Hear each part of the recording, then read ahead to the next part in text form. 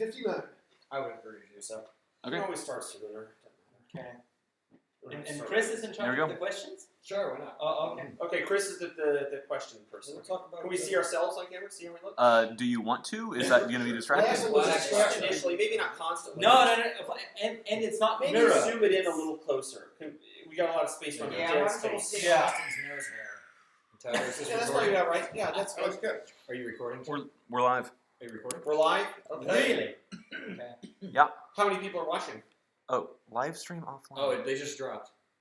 They saw us and left. It happens. It's on, Tyler. Is it recording though? Should be. Because there was a start recording button underneath the. Yeah, that's local. Oh, okay. Oh yeah, this is the thing that lags behind so much. It's very distracting. Yeah, don't look at that one. Yeah. Okay, so are we broadcasting? So, guys, can you hear us? Give us a thumbs up If you or, hear us, say yes. or something. Yeah, Oh, send like a comment along the lines of yes, we hear you. Oh, 5 by 5. There you go. All right. There we go. All right. Ben holding scotch as usual. Everyone. Always. Everyone. Austin's sober for right now. There you go. Might not stay that way for the whole thing. So, Start us off. okay, so this is Austin Meyer. Hello. We are having the laminar research. In laminar research, we have a meeting where we plan the future of the product, every 6 months or something like that, maybe every 6 to 9 months. We get together and have a meeting, and now we've kind of adopted the informal tradition of doing a little live cast sometime during the meeting, so everybody can kind of throw in their questions and stuff like that while we're all together. And so we have the kind of core laminar team. Of course, me, Austin Meyer. We've got, sorry, there's a mirror image on the camera here, which is slightly confusing. We got Ben here, who was the master of scheduling, which is a Futurama joke. But all sorts of code and project management.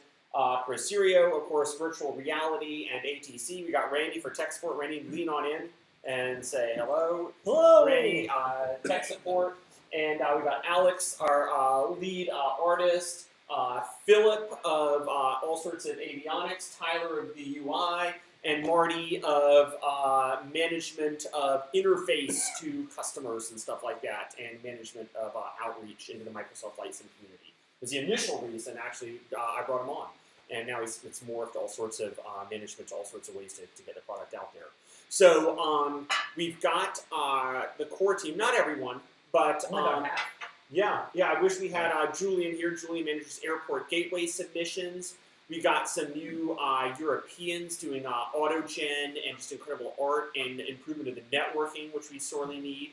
So yeah, there's still others. Cristiano and Massimo are our current resident Italian artist. Didn't come all the way out here. So yeah, I guess it is only about half the team here. Yeah, Sidney's So there. yeah. Well, he's busy being attacked by poison spiders in Australia. So Yeah, he's very busy right now. So, so we got half our team basically planning out the future. So with X-Plane, it seems like we always look into the future, I don't know, 2, 3, 4 years, but really only in detail for about 6 months. And so basically we're just deciding, what our next workload is to make sure everybody's running at full throttle and more or less in the same direction. So we have elected not to give little speeches going round and round, but instead just go straight to the Q&As. And Chris is going to be firing those off. So shoot in your questions and we'll answer them. Should we mention Before we Vegas? go, can everybody see us okay? Because I see some people saying they see the logo and not the video. Oh, great. Can anyone see us? If anyone can see us, that means it probably You're not missing out on much if you can't. Yeah. Austin is much taller than me, by the way. He's much taller than everybody. Yeah. Somebody sees us? Yes?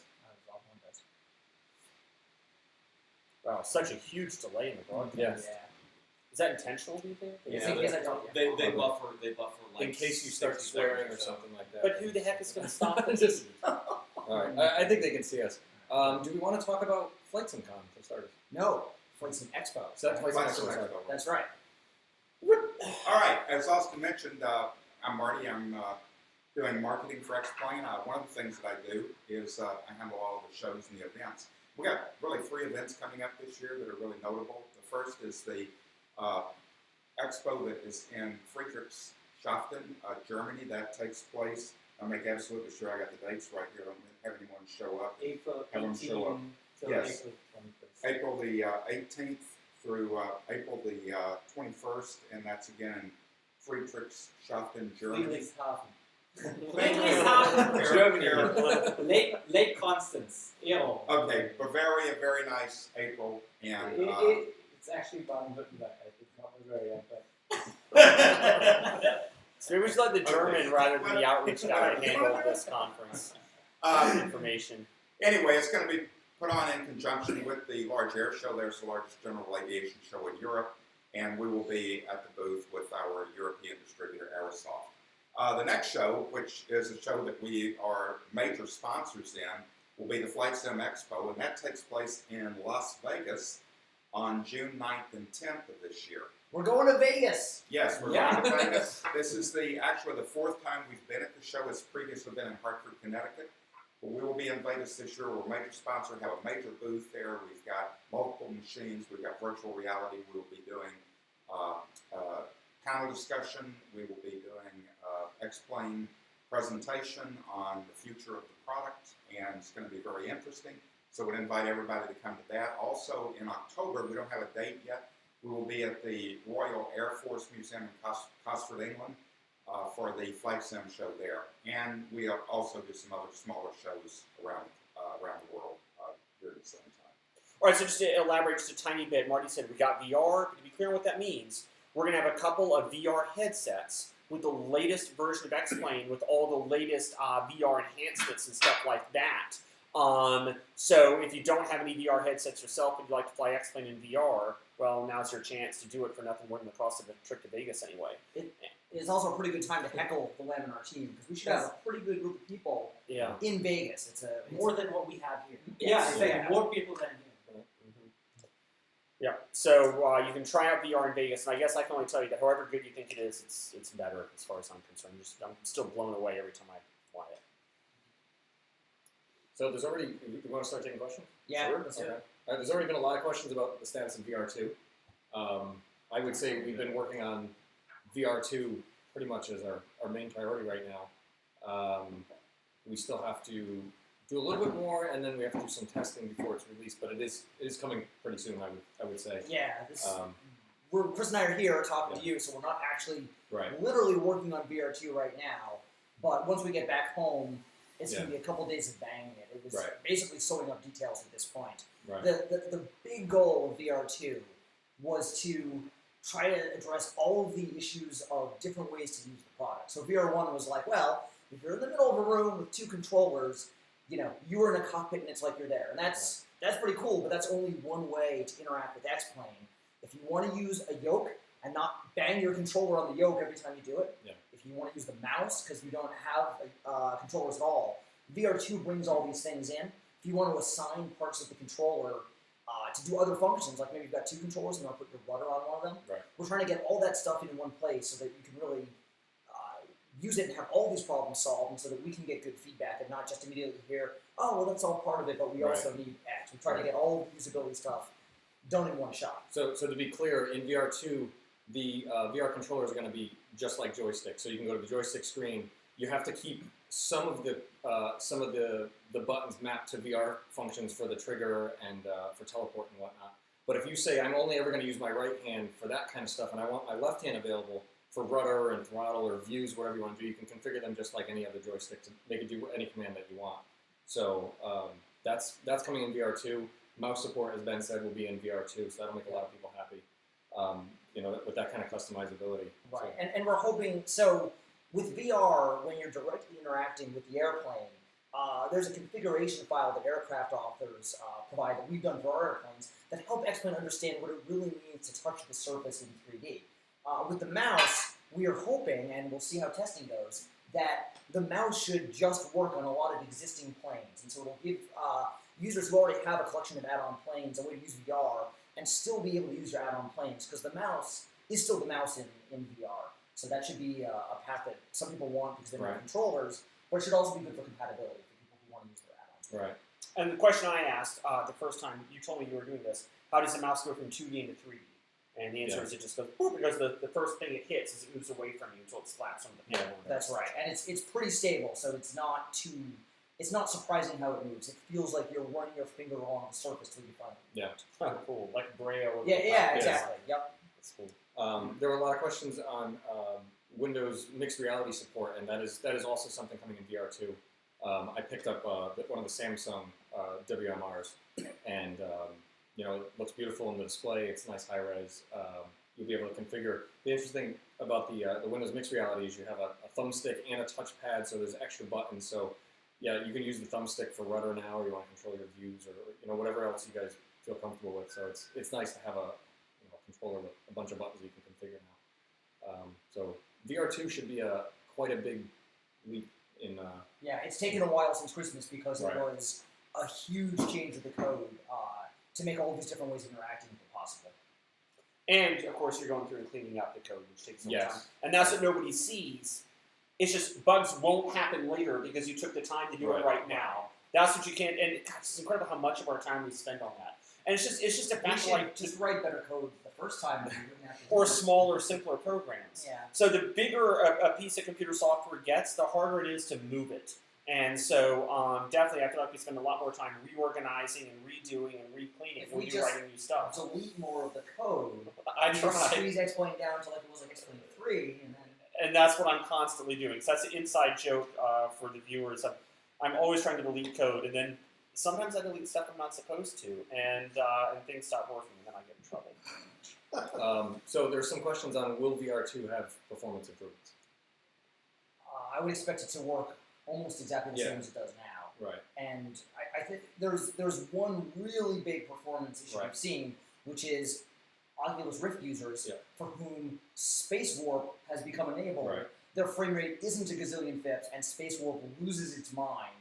Right. So And- the issue is asynchronous space warp is an Oculus technology that's designed to take apps that can't run at full 90 frames a second and make it smooth for them so it feels as good as 90. The problem is if you're less than 45, it kind of doesn't have the fidelity to survive that. Yeah. So if you're running at 38 frames a second in X-Plane or something, the Vive is completely happy with this, but async space warp will make your head go like this, Right. and it feels like you're This about is- to be this shaken is- out of your seat. This is a bug I don't see because my VR rig is an old Windows 7 Right. So rig. Windows 7 It doesn't can't even support run Space asynchronous. Warp, and so ironically, by using this ancient OS, my system works just fine. Right. So I think our goal is to see if we can get X-Plane to shut Space Warp off. Right. We should make the Oculus experience. So, I mean, as a user, you can turn off asynchronous space warp using Oculus's tools. I do have an action item to actually look into this and see, can we Right. find a faster path? That was not done for VR2, but that is like the next thing, once VR2 is done, that's the next big Right. VR task. we have a performance benchmark that we wrote for VR. So once we get Space Warp fixed, if we're still getting a bunch of feedback of, oh my god, my performance is awful, one thing we can do is post to the dev blog how to run the performance test and look at the numbers. And what we might find is, oh my god, we thought the system was going to work amazing, we need to dig in, and then we'll probably toss it off on City to go look at it. Yeah. Or maybe we look at it and we say, oh, your settings are set really high, and unsurprisingly, VR has a problem. There is definitely a performance cost of doing two eyes. Even though we do them simultaneously, you get a penalty for that. And you also get a penalty for the VR system doing the compositing. That's not free. Right. And you get a penalty because VR has to be low latency. And normally X-Plane is this long pipeline where one frame is started while the last one is finishing. And VR systems don't allow that because they can't allow X-Plane to start work that will be finished so much later that your head will be in the wrong place. And this latency limitation can actually cause a frame rate drop because it stops them out of parallelism. So all these things are taxes. So you might have a system that runs at 45 FIPS without VR, and by the time you turn everything on, maybe you're down at 33 or something like that. That's to be expected, and the only thing we can do is try to make things faster. The performance optimizations we've done in our engine for VR are already in the product. So we're not sitting on current work that's just waiting to go in. It's already in. I'm going to jump over to mobile. I see a lot of people asking about mobile. We just had an update for X-Plane Mobile just a little bit before Christmas. We got some new planes out there. Not new planes, but updates to existing planes. We do have some more updates coming and maybe some new planes. Everybody's always asking about bigger regions. We definitely hear you guys. I can't emphasize that enough. Like, maybe we don't say it on the Facebook page, but we definitely hear you want bigger regions, it's definitely something we're going to look into. I don't have a time frame or anything like that, but it's definitely on our radar. It's probably the next biggest thing for mobile. Or maybe I'm not letting the cat out of the bag by saying too much. Then someday I imagine some sort of a convergence, of all platforms. Yeah, Of course, so- there wouldn't be any deadline Right. for that or anything. But at some point, some sort of convergence between all the different hardware that we use is inevitable Well, to some certain degree. so Obviously, yeah, you've only got a certain amount of wattage on the iPhone. Right. A certain amount of calculations you can do. You're just limited by physics and what kind of scenery you can have. But I mean, we got the same flight model, for That's goodness right. sake, on the Yeah. phone and the desktop product. And I think it's only a matter of time until, as the devices converge, it just becomes, well, how do you want to get your X-plane? And so, I mean, as far as like saying, well, we want to have large scenery regions or a whole world in the iPhone, that's only the tip of the iceberg, for what we really want to do. What we really want to do is to go way beyond a Band-Aid or Scotch tape solution. I'm sure the Band-Aid or Scotch tape solution will come first, just to answer the request and give the customers what they need, which is some space to stretch their legs on the phone. right. Yeah. But ultimately, we're already thinking way beyond that. We're thinking about convergence of the product. Yeah, the products have been quickly moving toward one another. As Yeah. phones get faster, they're really Yeah. there's a lot that the two platforms share. I mean, everything we write for one ends up being useful on the Yeah, other. I mean, every the UI for V11 started on the mobile Right. Every platform. new system that we design, Yeah. we ask the question, can we do this on both, or is there a laws of thermodynamics stopping us? And if there isn't, then we write it for both. Yeah. Gives us the leverage to put cool stuff on both Yeah. platforms. And my hope would be that the structure of the app really becomes, and the code base, or a large part of the code base, is the same, even if the laws of how much math you can do with a dinky little battery limit Right. 90% of the icing on the cake to the desktop product, the fundamental platform. I'd love to see it as similar as possible. And of course, that just gives, cuts our workload down as well. It lets us sell more product without having to duplicate work on both platforms. We put So a- not only do we want regions, we want a lot more than just that. we put a big red box around regions, which is how that gets marked as the must-have feature. So regions win that category, and we also assigned it to Tyler, who is hiding off camera. But what I find is when we put things on Tyler's plate, they actually get done. Yeah. So I think that's going to help mobile scenery a lot. Right. If it's on my plate, I just complain and drink coffee. So Yeah, I coffee. think this is the right move. All right, a million questions about Vulkan. Do you know what that is? I never heard of that. It's this thing. Right? Be right back. You answer. Where do we begin? We are in the middle of this long march to Vulkan, which really means Vulkan and Metal and OpenGL, because we're going to reach a point where we can run on Metal on iOS and Mac devices, Vulkan on Windows, Linux, and Android. And for X-Plane 11, we can potentially also run on OpenGL for the existing users so that no one has to convert if, for example, they don't have the right hardware for it. Because older graphics cards, for example, won't run Vulkan. So we're doing this in steps, and the way we're doing it is imagine the entire app as a house, and we're slowly taking that house and putting trucks underneath each corner and jacking it up. And once the entire house is no longer sitting on the ground but is up in the air, then we can start to move it. So we made a couple really big steps for X-Plane 1105 and 1110. We modernized the way that we work with materials in the entire system, which is both good for performance and it moves us towards Vulkan. We still have a bunch of supports we have to put in. We still have maybe 6 different major types of graphic primitives that we're going to replace. And once we have the whole thing jacked up, then we can go in and say, okay, now let's do a Vulkan backend, now let's do a Metal backend. That's actually the easier part. It's getting the existing app to function without knowing it's on OpenGL. It's cutting those two things apart. That's most of the work. So we're continuing with that work. I believe it's going to get done sometime this year. It's too soon to get a really good time estimate, but we've reached a point where we know every element that we have to build. We have this kind of laundry list of all the supports we have to build. They're all spec'd out. And we've put this on Sydney's plate to keep on pushing on it. So, yeah, that's the roadmap for it. I see a lot of people talking about the Zebo 737. I don't know what that is. I think the only thing I have to say about it is, we love third-party developers developing stuff to make our product better. If it makes the 737 better, enjoy it. Right? I think it's free, right? It's a free 737? No, it's modifications to our 737 to add. It's a mod pack. Since Oh, yeah. Oh yeah, a professional user emailed me the other day and asked if he could modify our 737 for professional use. Yeah. I said, sure, as long as you only use it for X-Plane. Don't try and convert it to Microsoft Flight Simulator. Use it for X-Plane, sure. So yeah, I think our policy is pretty clear. You can modify our planes to make them better for use in X-Plane. Right? I mean, I think that's pretty much always the way I've always gone. If it's non-commercial and it's X-Plane only, we pretty much always grant a go-use-it license. Okay, well, I granted to go use it for a commercial license. Right. Like, what am I going to do? Say, don't make X-Plane better? Well, so. for payware users who want to make Oh, payware right. off our stuff, you should still talk to us because we can come up with an agreement. But usually there's some kind of quid pro quo, like you use our RNS, like it's a barter or something like that. Right. So, you know. But we basically never say no to anything other than just copying our stuff and using it outside of X-Plane. Yeah, copying X-Plane. Other than that, we pretty much always we're pretty flexible. say yes or find a way to say yes. All right, Austin, this is for you. Okay. Marshall says, please, by all that's holy, even if it takes 16 different fudge factors, please fix ground handling.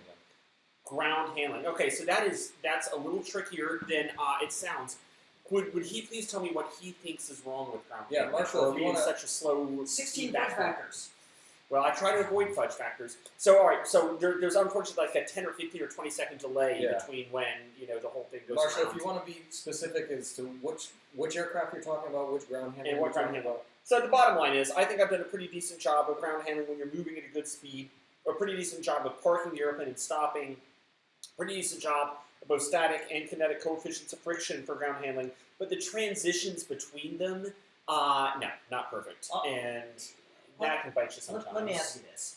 Hypothetically, if a user didn't think the ground handling was perfect, and after thought it was awful, what would you want them to put in a bug report so that you could actually act on it and investigate the physics and not just see that they were sad about it? Yeah. What's the reproduction case? Okay, so file the bug report, include the ACF file, let it be whatever ACF file most strongly exhibits the problem. Right. Make sure it's an ACF file that is, please don't include OBJs and plugins and stuff like that. Strip it down to just an ACF file. One of our airplanes would be fine, right? Sure, or say it's the 172 you ship. Yeah, right. that's So okay, say it's the ACF that you have an X-plane, or if it's a different one, send it to me, include in the bug report as an uploadable file, preferably without the OBJ, and give me a reproduction, instruction saying, do this, go at 20 knots, set the wind at 30 knot crosswind, you'll see they lose directional control at 15 knots or whatever. Right. So you need to know what the maneuver is. Yeah, what the maneuver is and the crosswind. Conditions. Right. And so the thing that people are complaining about right now is that the crosswind handling isn't perfect. The airplane weather vanes into the wind too much on the crosswind takeoffs, and they say that's a problem with the ground handling. Here's a problem with that. I'm not sure if that's a problem with the ground handling, or a problem with the vertical stabilizer catching the wind too much, or a problem with the fuselage acting as a vertical stabilizer where it has a center of area after the center of gravity and after the main gear. And so I'm not entirely sure whether that is even a ground handling problem at all, not an aerodynamics or lifting body or vertical stabilizer. But if it's one of our airplanes, it's kind of our problem no matter what. It's our problem no matter what. Right. But I admit I have not dialed in the crosswind takeoff and landing steering perfectly. There's something, because people keep saying, oh, I can take off and land in a 30-knot crosswind in the real airplane, but an X-plane I can't. And maximum demonstrated crosswinds typically run 15 to 20 knots, not 30 knots, in operating handbooks. But maybe you did a very brave pilot. yeah, exceptionally brave. In reference to the bug report, Austin, tech support, I have people send me movies sometimes. Put a movie on YouTube, show me what you're seeing, take a movie with your iPhone. Yeah. It helps me to understand what I don't always see, that would be a good way for me to see what they're doing, but they still have to include the ACF file so I can try doing the same thing they did in the movie. Right. A bunch of people are interested in the status of the particle system. It exists. Yes. Next question. We have the particle system. We had Massimo build some effects with it, and most of them went pretty well.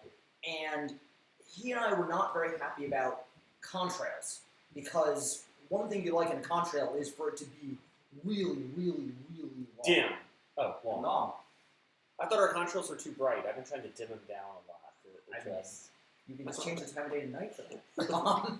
So you want a long contrail. And the problem is that when you use individual particles and you look at the long contrail head on, and they all stack up on about an inch of your screen, your graphics card falls over. And so we had some other ideas about how to do it. They didn't work as well. I think in the relatively near future, Max and I will sit down again and see if we can fix the last couple of issues so we can take Max's pack of particle effects and actually use them as the default particles in the sim. Because right now, some of the particle effects are actually the new ones, some of those things like explosions. Some of them are the old particles, and they're all mixed together. And there are no lightning bugs with the old particle system that the new particle system isn't going to exhibit, so it's worth it for us to finally get to the new one. There is also a full editor of the particle system built into the sim, and I would say once we actually ship Max's stuff and we're happy with it, that'd be a good time for us to do a tutorial video and explain how it works. Yeah, it's kind of cool. It's kind of a really neat addition to have the particle system. It's an incredibly powerful system, but once we get it out there, we start using it. The editor looks similar to the panel editor. It looks similar to some of the V11 UI for tilers, and it floats in a window in X-Plane so that as you edit it, you see your particle effect changing in real time so that you can tune the airplane as you fly. So it gives you a much more interactive way to work with the particle effects than you've ever had before. And just a little point I'll make is we wanted to do the particle system, what was it initially, a year ago or 9 months ago? Oh, at least. And I kind of torpedoed the effort because it didn't allow, I couldn't guarantee that the artists can give physical realism to the particles as well. Right. So I kind of like sabotaged the whole thing and said, you can do it when you can do it right, or not before. That is now fixed because in the new particle system, what we added since the first version is you can take any number of data refs and use them to modulate your particle effects. And that does include plug-in data refs too, by the way, so you can script your particle systems. But it also means that if your contrail density depends on several variables, you don't have to say, oh, I just tied it to the throttle because I needed one variable. If you want to do the, if you want to do sigma and you want to do the temperature and you also want to do the cloud height or you name it, you can, as much as you need. And what I was really thinking about is how fast the contrail gets kicked out of the back of the engine. You don't just need thrust. You need the thrust, the air density, or the prop wash data ref and X-Plane to really get the contrail kicked out of the back of the jet engine at just the right speed. What we have is like the OBJ engine. We don't limit what you do. Like all 4,000 plus data refs are fair game. So it's like FMOD. It's a flexible system. So you'll be able to go crazy with creativity with the particle system. So there's a question on weather performing properly in VR. If you want to be more specific on what weather issues you're seeing, I can come back to that. In the meantime, there's a bunch of people asking about ATC. So ATC's... Can I just jump on the weather for... there is a bunch of visual bugs filed against VR1 that are already fixed and ready to go in VR2. Okay. So I would actually say at this point that if you see weird artifacts, maybe even wait for VR2. Okay. Because some of them were so severe that it's like, your entire eye is blurry. There's two suns. The two suns bug, I think, was a whole series of things that were doubled between the eyes. And, There's not two suns? Not at this point. Okay. Yeah, it was a tattooy version of So, it might be worth looking at VR2 and seeing what's residual, because we did kill off a whole pile of those recently.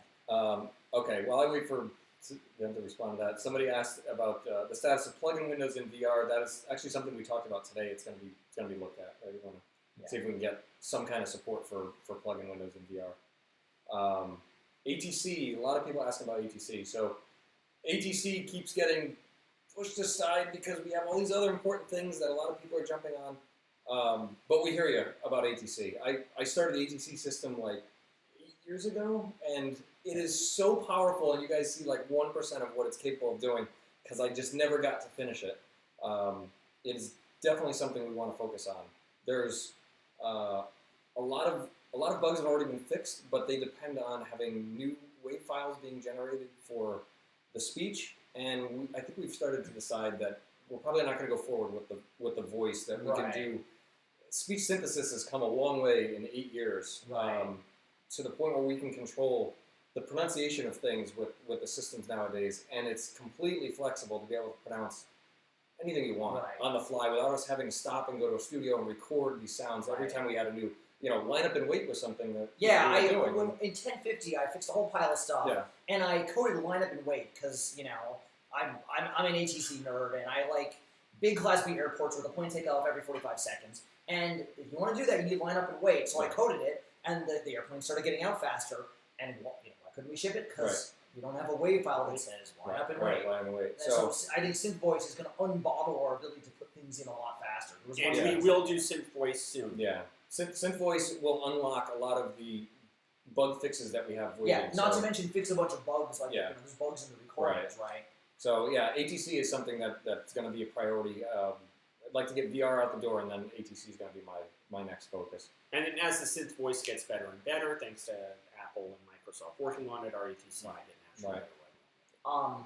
Is it worth mentioning Tyler put a blog post up requesting feedback on ATC? Yes. Because because what we hear a lot is, oh, when are they going to make an ATC system that doesn't suck pond water? But that is not specific enough to act on. Right. Like, we understand that there's a desire for some ATC stuff, but what we need is more specific. And we had a pretty good discussion today about the ATC system, and I would say that we didn't even have consensus in the room because there's a bunch of different ways it can go. So the idea is that in the comments section, you can list, if you're the kind of person who wants, better ATC, please define very carefully what better is. If it means AI aircraft that taxi more realistically, or if it means being able to do an operation you can't do, or if there's a bug where this bug is killing my flight, we want to know specifically what it is so we can get a sense of what's the useful ever, because there's so many ways we can take it. We have a good foundation, but we want to understand what users think is the real drivers of a good ATC system. I'm gonna jump in. We'll add a link in the description of this video at the end, so that you can find that blog post. Right. It's and let us know. developer.x-plane.com. Yeah. We'll put the link in there. If you want to comment there, this way we have all the ATC stuff all in one spot. I mean, I've got my idea of what would make it better. You can file a flight plan, get your detailed, complex routing. You're following the routing, but then here's where you really make it realistic and fun. The routing changes in flight, whether you want it to or not. And even if you get a complex routing, when you're partway through, the ATC system will bypass 2/3 the annoyance and say, go direct to Tonwo fix or whatever, Right. Well, this and was keep your plans changing. Right. That's the way it works in the real right. world. This was exactly why we wanted the feedback, because there's no question in the real world, like, you better be prepared to get rerouted for God knows what It's reason. happening. It's happening. Right, Yeah. but maybe if you're a sim pilot and you had a very specific flight you wanted to route, maybe that feature ruins your day. Maybe it's not what you want, right? Austin So- likes everything to be dynamic. Right. Dynamic, unpredictable. Austin That's likes the way surprise. He likes to get his mail and snakes jump out of the mailbox. Yeah.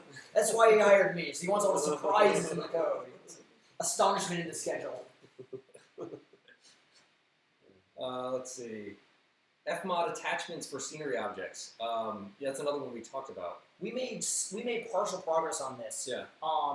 We did some work. Tyler did some work. Wherever Tyler went. Tyler's all working again. We're drinking. One of the two. Getting alcohol. That's fine. Tyler did some work in the X-Plane SDK 3.0 API to be able to make instances of objects that plugins can make that are persistent in our world, which is going to be more efficient. It's going to be more Vulkan compatible.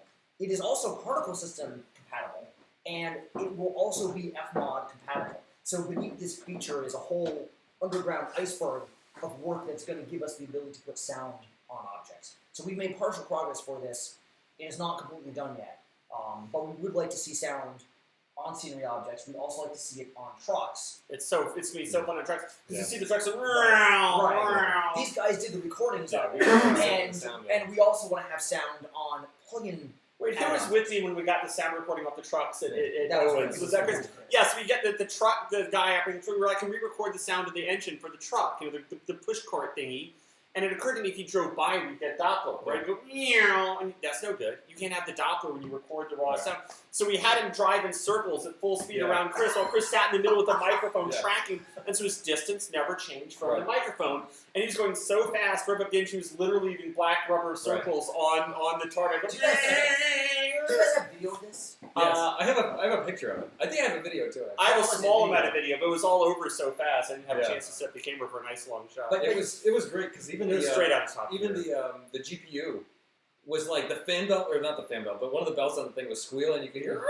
So as we started, it was all like, this detail, and then of course we will get the Doppler when we put it into the system with Fmod. So we go whoa as it comes right. Or you close your cabin door and it gets muffled because Fmod dynamically processes. Or the other way around when you get to your destination, you open it up, and all of a sudden you hear all the noise in the airport. So our goal is to have 3D modeling with animation, particle effects, and sound, and have that trifecta available for trucks, for airplanes, Yeah. for scenery, and for plugins. And so every part of the sim can have all of the tools, all controlled by authors, to just make it really immersive in detail. And all of the object system, the plugin system, the particle system, and Fmod, they're all data ref driven, so you just get a ton of flexibility about what you can do with them.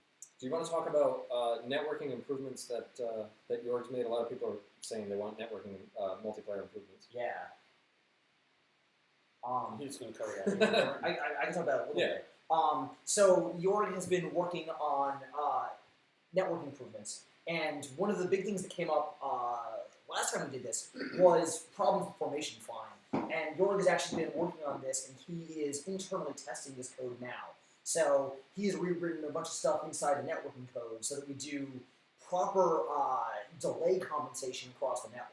Because in the old code, Austin's flying, I'm flying, and I am seeing past Austin because his packets have to go 1,000 miles over the internet to my house, and Austin is seeing a past me because the packets have to go 1,000 miles.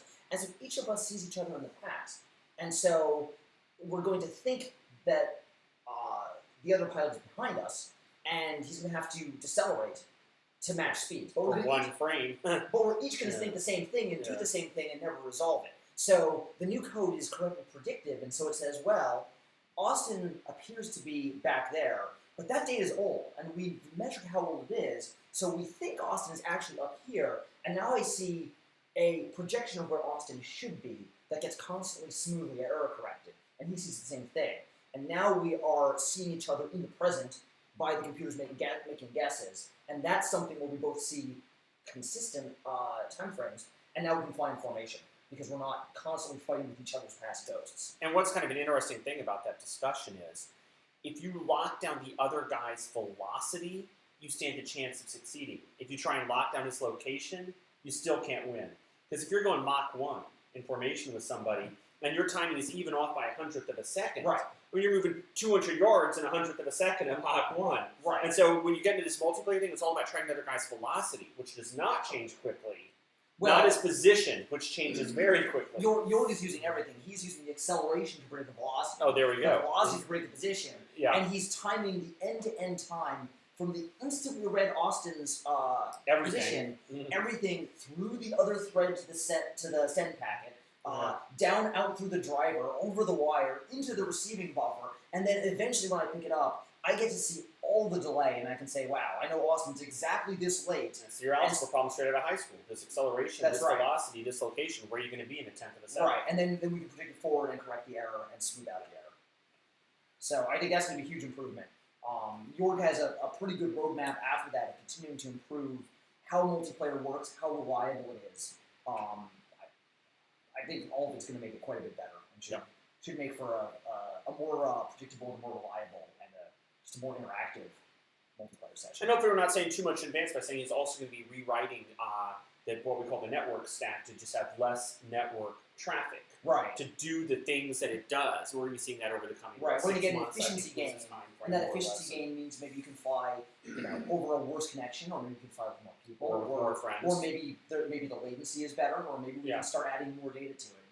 Right. So It's an overall more efficient it's- network where he only sends what he has to send. Rather than the way I used to do, which is just broadcasting everything constantly. right. If you're on a WAN with a gigabit switch and your friends in the same room, that's okay. But once you start getting farther out, that much traffic is not so good. Having the extra efficiency helps Right. out, no question. There were some questions on PBR, I guess materials for weather. Materials for weather. I don't know what that means. Materials Saying for apply weather. PBR to the clouds for weather, like XEnviro. The clouds should not be using the PBR model that we've presented for airplanes, because the PBR model we've got for airplanes and for the world is for solid things. It's for a dielectric or a metal that is either translucent or solid. It's great for concrete. It's good for metal. It's good for painted metal and plastic. The clouds are a very, very, very different beast, right? The clouds are a giant mass of water droplets that effectively diffuse the light, absorb it, and scatter it. So the mathematical model of hard surfaces we have for the solid stuff it's not a great fit for particles. It's not a great fit for clouds. It's not a great fit for afterburner effects. All these, let's say, ephemeral or non-physical things, they need very different treatment because the optics of them are very, very different. And anybody that's been to any of the trade show demos we've given, they've all seen your test things, where it's a bunch of steel balls and metal balls. That's right. This one reflects the light. This one Right. absorbs the light. This is diffused, Right. And clearly, the clouds are things you didn't test. You're doing physical metals that we make That's airplanes right. out of. And then the clouds are a completely different path of the engine Yeah. that are trying to simulate light transport through this blobby opaque thing. So the PBR equations they don't help us a ton. There is reflection and scattering, all these things in the clouds, but it happens at a at a molecular level with gajillions of water droplets, and so what you need is a statistical heuristic. You need to simulate what the effect of a lot of things are, as opposed to simulating every water droplet. Right? That's not practical. Of course. And we actually do that with the PBR materials. To be clear, we are simulating the effect of things so small you can't see them. A rough material on the microscopic level, it's like a golf ball with all those divots. But if it only covers 1 pixel, we can't simulate the divots. We have to say, what is the net effect? That's the average. And the answer is the average is it scatters all of the sky, or it just reflects this one thing. And cloud droplets are the same way. Like 1 pixel on the screen might be gajillion of droplets, Right. but how you create that simulation, that average of the effect, is going to be completely different math than the PBR stuff. Yeah, because that sunlight is just coming out in this. Right. Unlike the airplane where it bounces off, that's just the right angle. Right. Yeah. Cloud transparency bug. They keep bringing it up, so I gotta do Yeah, that's because it is still broken. Yeah. The bug here, I don't even know what bug this is referring to. the bug is that the X-Plane has a whole lot of things it draws that are translucent. Things like billboards for lights and clouds and particle effects. And for solid things, the hardware has a depth buffer, which removes hidden surfaces, and it just works. It's hardware accelerated. It's fantastic. And that's why you almost never see the wrong order of things when they're solid. But for the translucent stuff, the depth buffer doesn't work because you can see through stuff. So the order X-Plane draws is kind of the order you get. And the situation is... We broke that down to like 45-degree angles, right? We broke it down to like 8 quadrants. Within the clouds, yes, we did. And Yeah. And in the clouds, it works tolerably. Mm-hmm. What they're seeing is that the runway lights are Oh. below the clouds, Oh, but they're yeah. drawn second, and so you see them above. Yeah. And I put in a heuristic, meaning a hack, that under some conditions will zap out the lights, but it only works for the thickest of clouds, and so intermediate clouds, you lose them. Probably what we need to do is change X-Plane so that it changes the draw order dynamically based on where the camera is. And we haven't done it yet because it's the kind of thing that's just a giant pain in the ass for programmers like me. But it probably is the fix we have to do. Yeah, and it gets so tricky with cloud layers because what is the elevation of the clouds anyway? Right. And you're partway Right. through them. And The thing that makes this a sticky problem, which makes people like me want to drink and not fix it, is that the airplane can move up and down, the camera can move up and down, you can be above and below the clouds at the same time. The lights, you say, oh, well, they're all on the ground, but they're not. Because some are on the ground, and some are up on a mountaintop, and some are on another plane flying, so they're spread all over the place. So it's a little bit hard to say, oh, we can reason that all of this stuff is before all of this stuff. There's always edge cases. But there's also no question that there's some really simple default cases that we could fix. Like if you're above the clouds, and the lights are on the ground, like we should swap the order. you get 90% of the cases with 1% of the effort. Yeah, it's expensive 1%. I'm not looking forward to it, but yeah, there's stuff we can do to make it better. So Austin, your nasty bug here since Ben got this is tire screech. Can you please dispel the myth that the tire screech is an easy fix, because this is probably one of the harder things. Yeah, well, it might be easy and it might be hard. It depends what's causing it. Okay, Right. so there's a few things going on here. With the nose wheel steering, if you suddenly bring the nose wheel in like that, yeah, you're going to go, you're going to push. And just Google on YouTube MD-80 nose wheel skid, and you'll see real airplanes doing it. The pilot puts in the nose wheel steering, the MD-80 is going, and just pushing that front tire along in a skid, a real one. Right.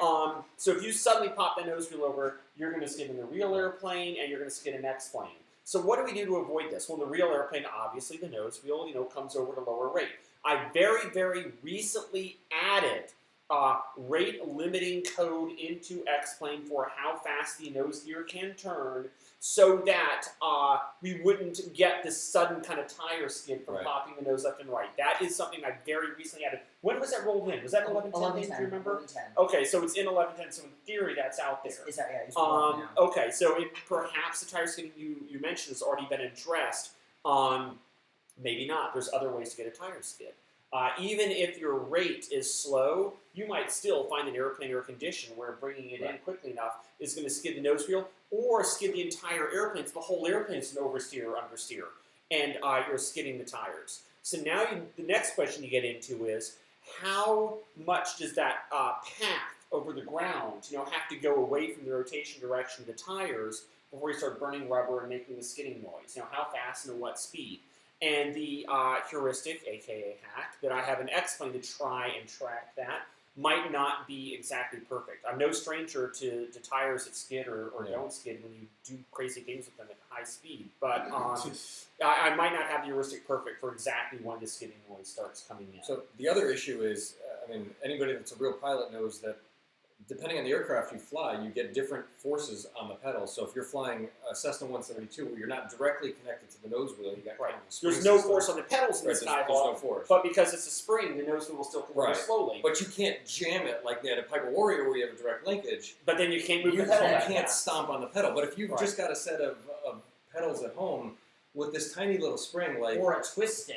Yeah, there's absolutely nothing stopping You're you going to get the input from the inputting rapid ridiculous input things. that you will not get the real airplane and tire screech will result. Right, so I'm not exactly sure to what degree it's a bug versus a limit in the hardware interface to the airplane. I did an experiment with the 737 before we got rate limiting. Okay. Where I added some code to visualize the amount of skid, and I would turn, and what I found was that the plane was going to skid as I transitioned out of the turn, because I have a twist stick, and it was really hard to use the twist stick and get out of the turn without overdoing it. And once you go into skid, you lose your friction because you're skid, and then the thing just goes off into hyperspace, and it's really hard to recover. So once you go over that little bit of threshold, it's gone. It's almost like a positive feedback loop where all of a sudden you have less Everybody friction. that spun out a car and messed up the recovery knows they've been through it. Taylor's asking about making third-party aircraft compatible with VR. So one thing we're adding is mouse support. So you should pretty much be able to use any aircraft the way you always did if you're okay with using the mouse. Use the VR headset to look at it, but you interact with the controls with the mouse. That should work. Our plan is that works with all legacy aircraft. The next plan is for me to actually finish documentation so that third-party developers can go and modify their aircraft to basically each manipulator in the aircraft just needs to be tagged with a little bit of metadata to tell us physically what this thing does. So if it's a knob that has 3 detents at 45 degrees, then just tell us that, hey, every 45 degrees to submit this command. And then you have a knob that as you turn, you feel click, click, click. So it's not a ton of work if you're using X-Plane's default manipulators, but aircraft developer is going to have to go through their aircraft, go through each manipulator and tag that. For our aircraft, it probably took me 1 day to do each plane. So a day for the 747, a day for the 737. It's not a huge undertaking, given the power and kind of the beauty of using these VR controllers with these aircraft. If you're not using, Office went crazy with plug-in driven if they went crazy with their own manipulators, right. If there are a small number of new manipulator types that kind of round out the set, of which the rotating manipulator is the most important. It's a manipulator where you really drag things in arc.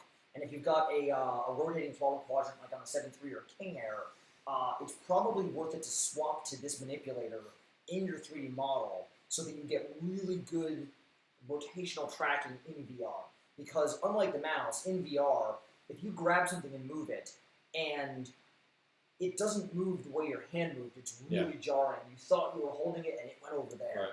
And with the mouse, because it's only a 2D device, the disconnect was much less bothersome. So Ted has been working on support for these new manipulators in the Blender 278 exporter, and he's got the prototype working. So we're going to see how quick we can get a beta of the VR manipulator support working, so the authors can update their planes to get that throttle quadrant right. Those rotational manipulators, I don't know them off screen, but they come with built-in DTEP support. So if you've got stop, a flat handle or whatever, that's taken care of programmatically through the NIP. Right. You don't have to touch it. Right. You tell us where the stops are numerically, and we take care of the tracking, which means you don't need a script running and doing a whole lot of complicated things per frame to try to get the stops right, which simplifies development. Let's see. There was one for Philip here that said, any plans on updating ND? Philip, come on camera. ND, that was the one that got shut down. So I don't have anything to say to that because it got shut down. What is ND? for navigational display. Okay. I'm sorry, I don't know what I still don't know that. navigational display is. Yeah, I do have a history of navigating with the two airplanes small with symbols. displays. Right. That is okay. Right. Okay. What is it? The airliner map, the symbology is too small because it comes from the default playmaker instrument. Oh, I see. Right. I think someday we will have this updated, but what Philip is referring to is that he also has a bunch of other things he has to do. And So, mesh tools. Tools to modify smooth, correct, small adjustments on mesh, especially around airports. Every 7 days, yeah, we hear this. I hear it personally. yes. So I have no plans to make a mesh editor. I have no plans to make a tool where you go and you grab a vertex and move it, and you grab another vertex and use it. X-Plane users have been around as long as I have. Remember that in World Maker in X-Plane 7, this is what you did. You dragged each mesh vertex around. But there were 150 bytes, there were 600, 300 vertices in that thing, and there was like a million vertices in DSF, and that's why I haven't been interested in it. So I meant, when I wrote World Maker, what I found is it's pretty easy to write the editing code. It's virtually impossible to use it.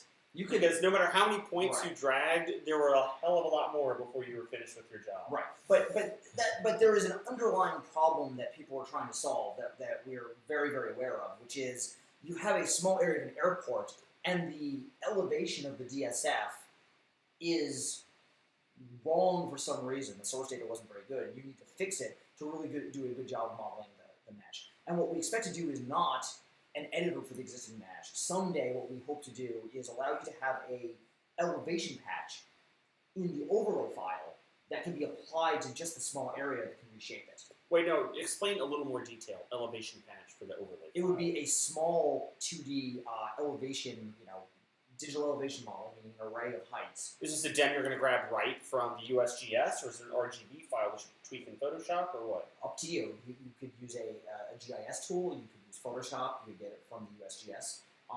But you're providing the topology for the entire area, right, in one data source. And it will be up to us to integrate that and use it to fix the area. So you're not dragging nodes around. No. You're dropping an elevation map that comes from either Photoshop or the USGS or whatever, Right. and then you are using the algorithm to regrid to give the appropriate elevation. Right. And the thing that makes this complicated enough that we haven't already done it, because if this wasn't super complicated, we would have done it because this is so important to people, is that we've already got a triangulated mesh. And if those triangles are really huge and going in awkward positions, and we just move their vertices, it's not going to look good. You're going to have a very low-quality, giant triangulation approximation of what you wanted, when the whole point was to fix the triangulation.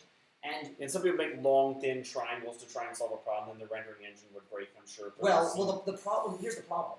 If the area was not well treated, the existing triangles might be big because they didn't have to be small in our DSF. And you need small triangles to capture these little details. Right, so just dragging vertices is enough. You need a different number of triangles. That's right. And the whole What we eventually hope to do is be able to take your elevation patch, re-triangulate the thing, and then we can go and finally apply your patch and have it be useful.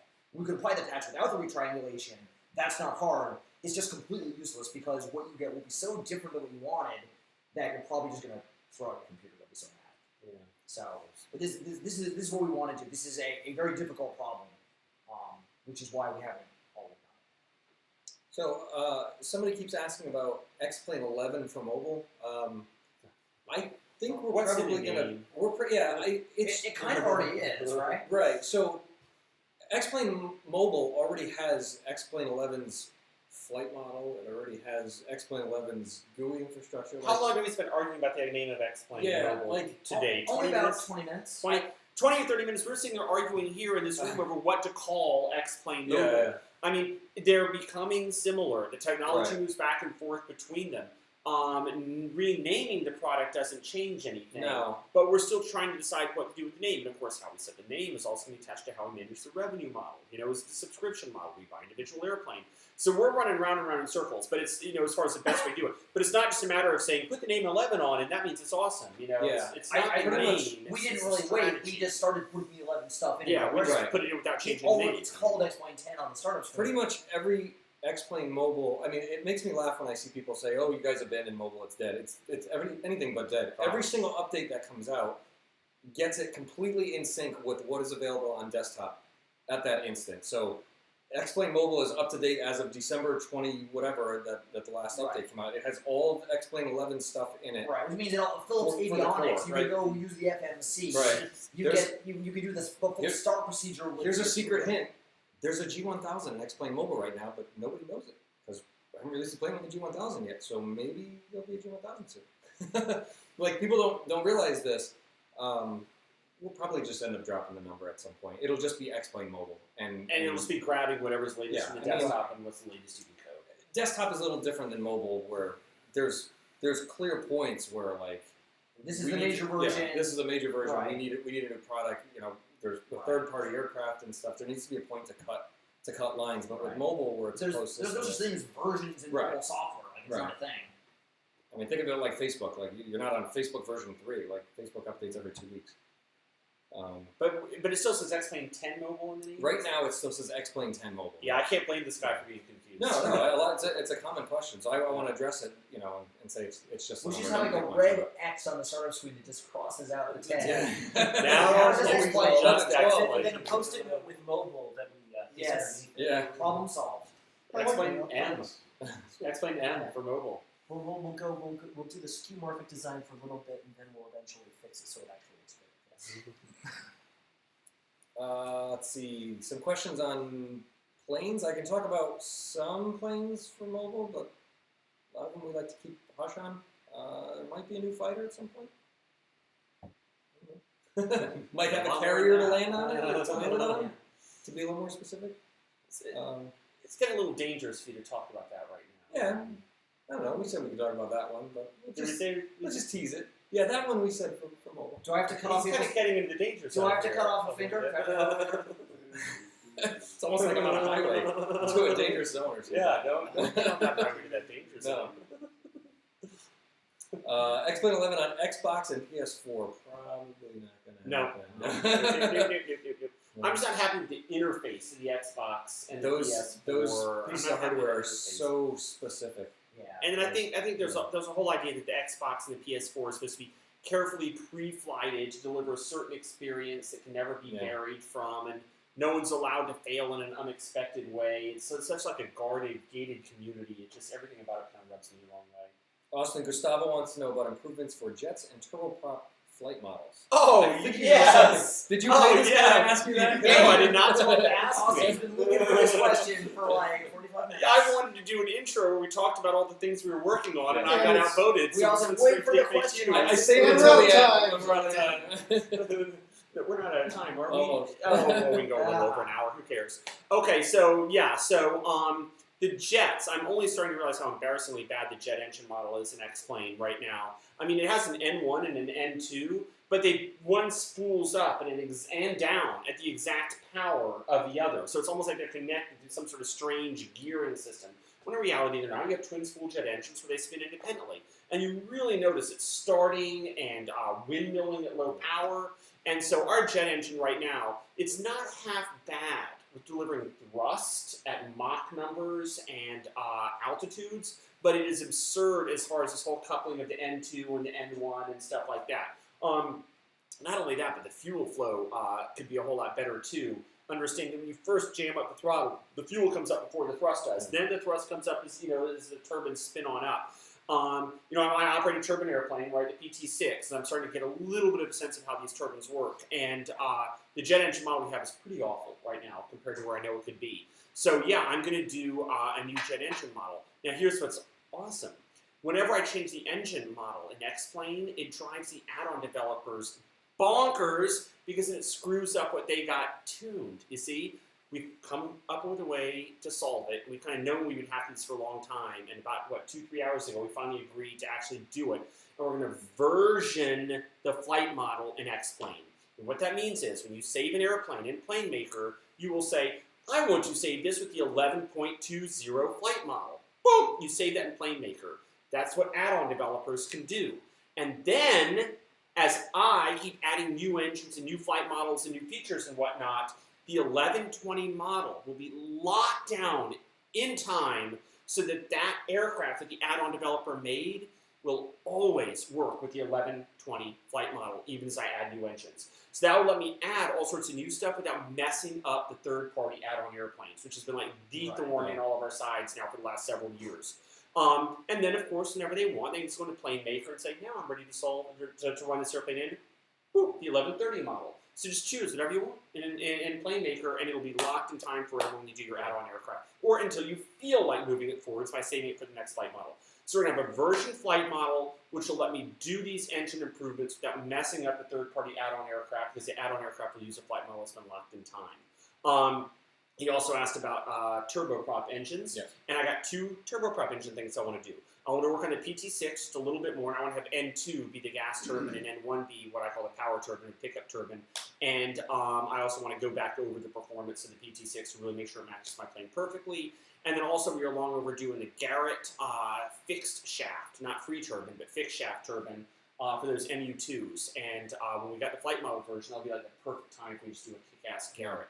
And the flight instructor I fly with all the time used to fly MU2, so you can give me all the data on those engines. So we're going to version the flight model so it doesn't mess anybody up when I start going hog wild with new innovations. Then, bang, new multi-spool jet engine, updated PT6 engine that makes more sense, Garrett fixed turbine for the MU2. Oh, it gets better. I'm working on an electric vertical takeoff and landing airplane, and I'm becoming maybe not quite expert, but fairly knowledgeable about the modern battery, inverter, speed controller, and motors using electric aircraft. So I will also update the electric motors. And again, with the version flight control system, if anyone else has done quad rotor drones, they don't want to be messed up, fine, they won't be messed up. So I mean, literally, it's like the perfect time to version the flight model, lock down new turboprop, jet, fixed prop, Garrett MU2 style engines, and electric engines. An electric engine for an airplane may sound like a stupid thing to work on. That's why bother. Nobody uses it.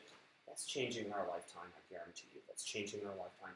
Batteries are getting better at 8% per year. You put a battery, an electric motor in an airplane, you're going to about 100 miles at 100 knots. Elon Musk Lame. adventure or something. Yeah, exactly. So yeah, but right now, batteries and electric motors are good for 100 miles at 100 knots, which is pretty pathetic performance for an airplane.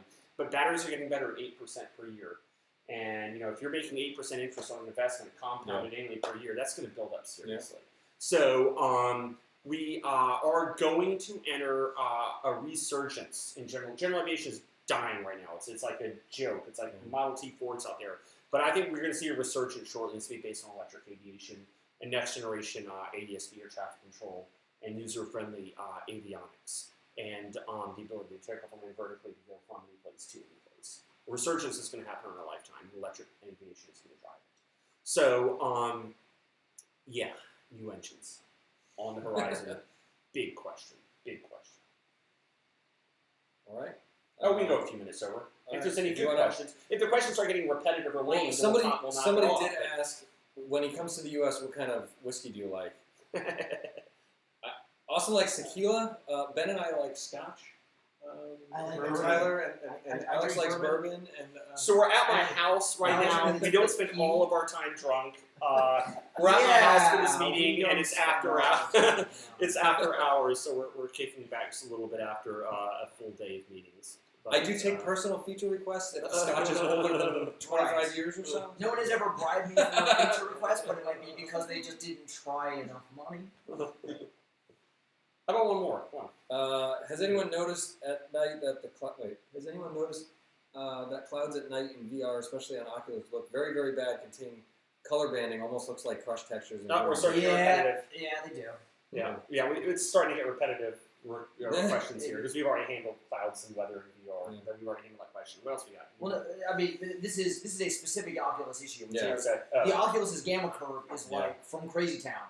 We're aware of it. I don't know what we can do about it yet. Like, it just maps the RGB colors so that, like, the low band, like 1, 2, 3, 4, 5, each one is a huge step, and so you can see them with your eye. Yes. And the Samsung, I have the Samsung Windows Mixed Reality that it does seem like the color is a lot more toned than Oculus. Oculus, actually, the colors seem more toned than the Vive.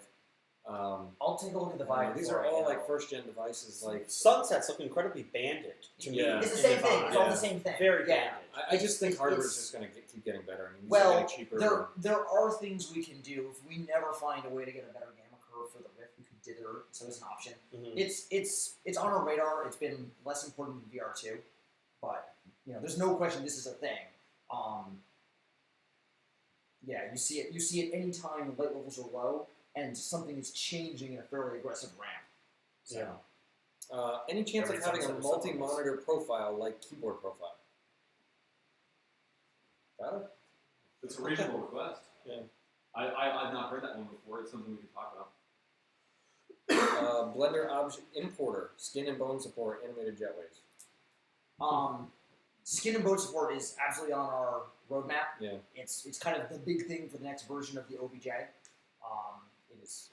We haven't done it yet. We have a design for what we'd like to do. I think we may get an importer at some point. Probably higher priority for us is a 249 to 27 upgrader, so that people who are using Blender 249 can escape 249 because it's kind of falling apart. It's an end-of-life product, and one of these days there's going to be a new Mac and a new Windows, and it's not going to work. So we have a number of ways to get into 278 that we want to do. What was the third one besides skin and bone and importers? Jetways. Jetway, animated jetways. We do not have this yet. We did get shapeable jetways. I gotta say, I'm kind of impressed with these questions. So carefully follow our discussions of the last 8 hours. Well, that just means we're on point. Like, we're thinking about the right thing. Did the jetway kit ship yet? I actually don't know. Well, we should know this, right? It's X. We should. If it didn't go in 11.10, it's coming out soon. But Peter Bednar built a way of making jetways out of facades, and while it's not animated, it is flexible in a way you can draw the jetway out to the actual path it takes. We're solving the problem of, at this airport they have an extension tube and it's got 2 segments and it exactly fits this parking spot. If you can put the terminal in the exact right place, and you can put the airplane in the exact right place, you need a jetway that's flexible to get there. So that's coming out in the short term, which should be a nice improvement in terms of the accuracy that gateway authors can get. Some people before were asking about getting external windows into VR. I mean, I get why that's useful. I think Flying Side does that. We don't have any immediate plans for it. There might be a way to get a browser on the XPad. That's something we can look into. I became less excited about this when Oculus announced their new home VR environment. It made me think that maybe this should be the responsibility of the headset maker as part of the desktop environment and not part of the app itself as one participant in it. Yeah. Their compositor might be in a better position to blend apps than us as. I gotta imagine that's not great for performance too. The composite, somebody else's window into ours, and you get what you pay for. So if you do more, it's gonna be more expensive.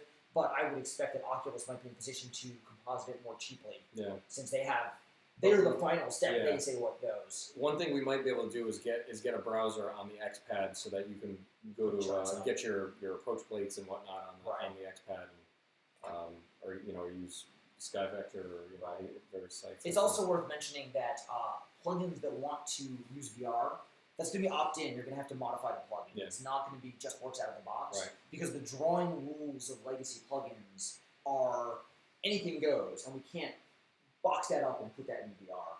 The requirements for changing the plugin will not be a whole lot different than what it takes to get your plugin window to pop out. It's the same kind of thing. Yeah. You take the new drawing path, and now we say, okay, we know your plugin's written in this modern way. We can now put you in this new place, and your plugin's going to work out. Right. I saw a bunch of questions. I meant to address this, and I got sidetracked about popping the Garmin out into a VR window. It's not possible in VR2 yet. It's definitely something I'm going to look at. I don't think it's going to be a problem. Yeah. If it doesn't make the VR2 deadline, because I really want to get VR2 out soon, VR2 is not going to be the last update to VR. There will be a VR3 out. Right. almost certain. So it will be in one of those. If it doesn't turn into a hairball, which I don't expect it will. Arranging windows in VR is not that difficult for us code-wise because we have the tech for it now. Right. So there's a certain amount of, we've decided this guy is inside an iPad and this guy just floats, and there's a lot of that stuff that has to be done to just make sure we didn't miss any windows. But we've got the tech already, so it's not like it's not like it can take us another 6 weeks to develop that or anything like that. Yeah. All right. I think that should probably wrap it up. Okay. I don't want like that. Austin's a like that. You didn't even drink. Only a little bit. Not my usual boozy and Well, stuff. we have been Like talking that. X-Plane for about 13 hours. 14 hours. Just today and not counting yesterday. I will say there's a lot of great stuff coming on all platforms. And Samsung Odyssey will be coming with VR2. Awesome. Alright. All right. Share the video if you learned anything fun. Thank you for watching. You can heckle us more on the developable hub if you have questions we missed. What does it say? Or heckle